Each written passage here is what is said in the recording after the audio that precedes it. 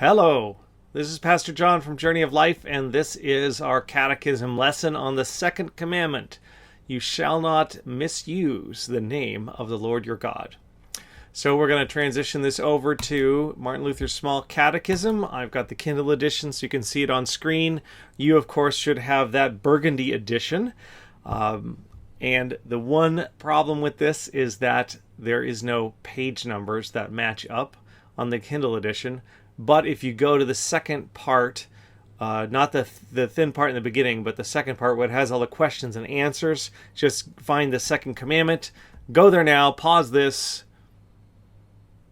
Okay, so here we are on the second commandment. And unfortunately the title's down at the bottom there. Here we are. You shall not misuse the name of the Lord your God. What does this mean? I did that again. We should fear and love God, so that we do not curse, swear, use satanic arts, lie, or deceive by his name, but call upon it in every trouble, pray, praise, and give thanks. So the first question, we started, the previous commandment said we should fear, love, and trust in God above all things. So we already talked about the fear of the Lord, meaning like the fear you have of your parents, not like in terror of them as people that are going to hurt you, but as someone who has legitimate authority over you and who certainly will be bringing discipline on you if discipline is warranted. So I was not in terror of my dad at all, but I certainly was afraid of not doing what he said to do, right? So that's the fear. And love is not the heart love, although we have that for God at different levels at different times. There's eros, philos, and agape, three basic kinds of love.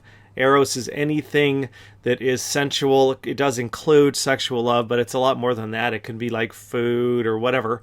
Philos is brotherly love. It's just kind of that affection that we have for other people and that kind of thing.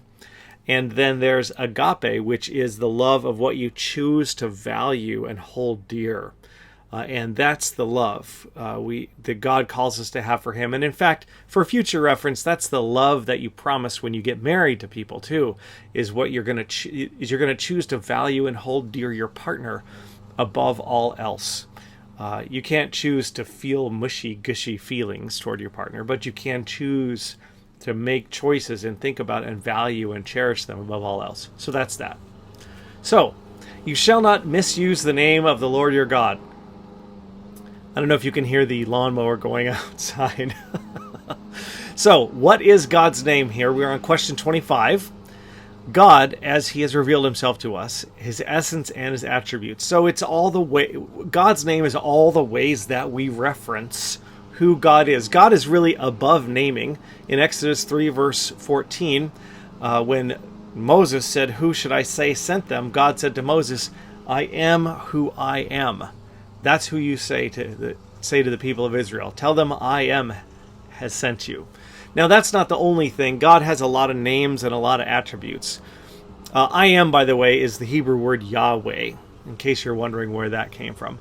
But if you look at, we see some other names here in like 81, which is Isaiah 9, verse 6. His name shall be called Wonderful Counselor, Mighty God, Everlasting Father, Prince of Peace. Jeremiah 23, verse 6. His name will be called The Lord is Our Righteousness. In Hebrew, in the Hebrew culture of the time, people had names that reflected who they were or the circumstances of their birth, and they would even change their names based on what was happening. Like in the book of Ruth, we hear Ruth say, "Don't call me Ruth anymore, call me Mara, because my life is bitter," and Mara means bitterness. Okay? So when we talk about God, we're thinking about all the different ways that we reference God, including Jesus. Matthew 1 verse 21, call his name Jesus, which means Savior. It's the same name as Joshua, actually. And so God's name is really anything we use to reference God. So, question number 26, what does God forbid in the second commandment? In the second commandment, God forbids us to misuse his name. So, number 27, how is God's name misused? God's name is misused when people speak God's name carelessly. or uselessly. That's what I mean. You've heard the old version of this commandment is don't take the name of the Lord your God in vain. And to use something in vain is to use it uselessly. Like he tried to break down the door, but he banged on it in vain, right? That means that though he tried, he couldn't break down the door. It was useless for his trying. It didn't do what he wanted to do. So that's using God's name in vain, if you hear the commandment phrased like that. And you know, that includes using Jesus Christ as an exclamation instead of a prayer address or a topic of discussion. And all those ways that people just toss off God's name lightly, because it diminishes the way it diminishes the way we think and feel about God when we use his name in a very casual fashion, right? The other, and point B there, how is God's name misused? By cursing or swearing, using satanic arts, lying or deceiving by his name. So, question 28, what is cursing by God's name? Well, cursing by God's name is blaspheming God by speaking evil of him. Leviticus 24 verse 15 tells us whoever curses his God shall bear his sin. That's just a way of saying it's a sin to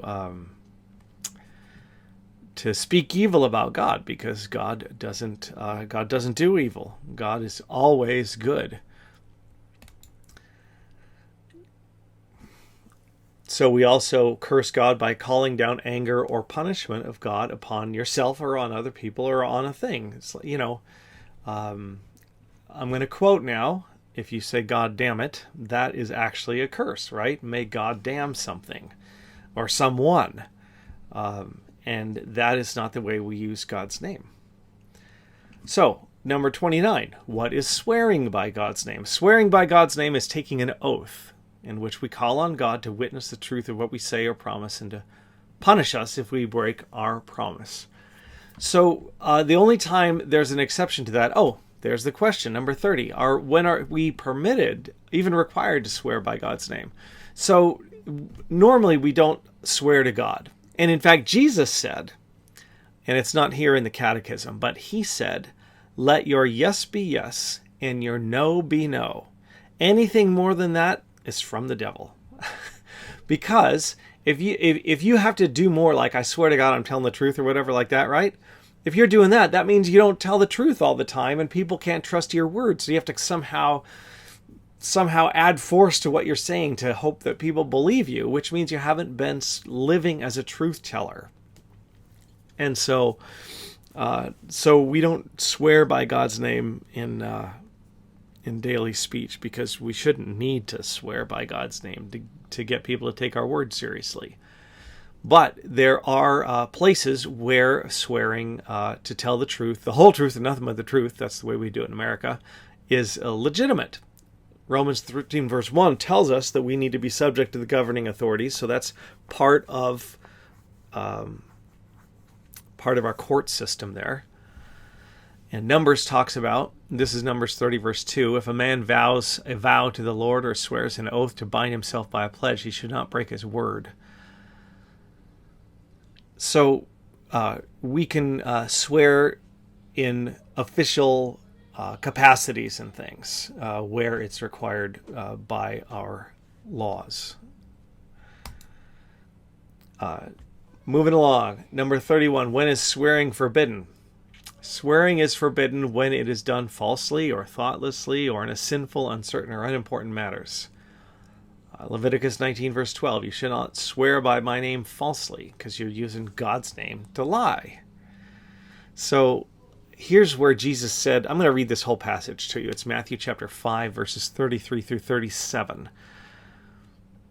Again, you've heard it said to those of old, you shall not swear falsely, but shall perform to the Lord what you have sworn. But I say to you, that's Jesus talking, don't take an oath at all, either by heaven, for it's the throne of God, or by the earth, because it's his footstool, or by Jerusalem, because it's the city of the great king.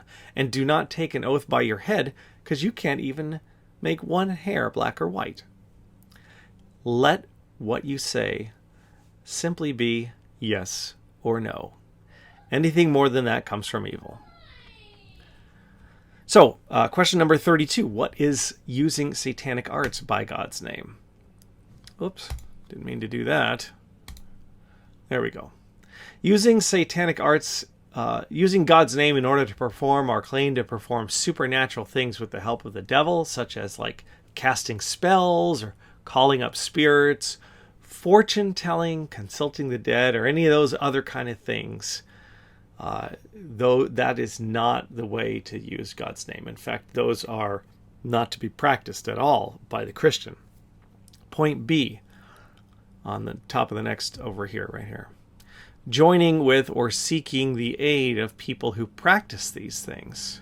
So it's not, we're not to do them, and we're not to ask others to do them on our behalf. Or C, even depending on horoscopes or different ways of telling the future. That kind of thing. That's not what the Christian does, because the Christian trusts in God. We trust in God alone. That's our thing, right? Because of the person and work of Jesus Christ. So, point number 33, what is lying and deceiving by God's name? Teaching false doctrine, saying that it's God's word or revelation. So basically saying God said, he said things he didn't say or whatever. And that would say, it's in the Bible. I don't know if you ever did that. Point B, covering up an unbelieving heart or a sinful life by pretending to be a Christian. God desires people of authenticity and truth. And you know that if you've been part of our in-person discussions, that questions are good, they're cool, they're authentic. And if we have trouble believing things or don't see why they're true or whatever, that's got to be part of our real and authentic spiritual walk. And in fact, that's pretending to believe things we don't really doesn't honor God at all. So, number 34, what does God require of us in the second commandment? Because remember, each commandment has something forbidden, but in forbidding that, well, actually, commandment 4 is a positive commandment, honor your father and mother, which we'll get to. But all the commandments, when they say thou shalt not, they reveal to us the heart of God, which tells us as Christians who live lives of thankfulness for God's forgiveness, we want to know what the heart of God is, so we don't want to know just what he's forbidden. We want to think about what he calls us to be and to do. So, point number 34, what does God require of us in the second commandment? What is the heart of God toward how we should use his name? We should call upon his name in every trouble, pray, praise, and give thanks. Psalm 50, verse 15, call upon me in the day of trouble, I will deliver you, and you shall glorify me. Psalm 103, verse 1, bless the Lord, O my soul, and all that is within me, bless his holy name. And on from there. So, the second commandment is what we've been looking at, and we're going to be done now. You shall not misuse the name of the Lord your God, which means that you should not, I'm going to read this to you one more time without pulling it up on the screen, and you can just listen to it and soak it in. Just soak it in. Oh, I'm going the wrong way. Excuse me for a moment here. I got to find my way. Here we go.